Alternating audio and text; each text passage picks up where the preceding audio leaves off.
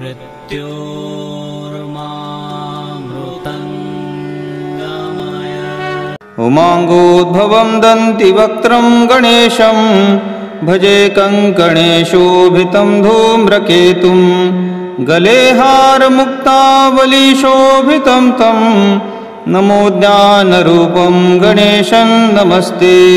गणेशेकदन्तं शुभं सर्वकार्ये स्मरन्मन्मुखं ज्ञानदं सर्वसिद्धं मनश्चित्तिदं कार्यसिद्धिं भवेत्तं नमो बुद्धिकल्पं गणेशं नमस्ते।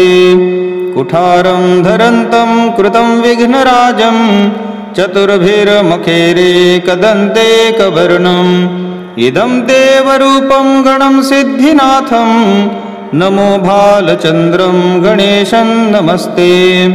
शिरसिन्दूरं कुङ्कुमं देहवर्णं शुभे भादिकं प्रीयते विघ्नराजं महासङ्कटं छेदने धूम्रकेतुं नमो गौरीपुत्रं गणेशं नमस्ते।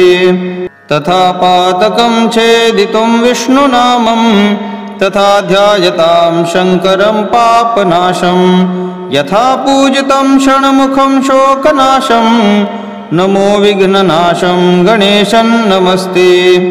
सदा सर्वदा ध्यायतामेकदन्तं सदा पूजितं सिन्दूरारक्तपुष्पैः सदा चर्चितं चन्दने कुङ्कुमाक्तं नमो ज्ञानरूपं गणेशं नमस्ते।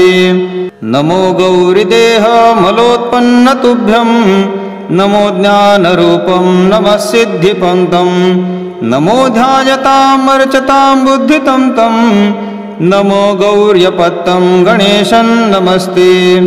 भुजाङ्गं प्रजान्तं पठेद्यस्तु भक्त्या प्रभाते नरस्तन्नमैकेक्रचित्ता क्षयं यान्ति विघ्नादिशोभयन्तं नमो ज्ञानरूपं गणेशं नमस्ते। इति श्री ढुण्डिराजभुजङ्गप्रजान्तस्तोत्रं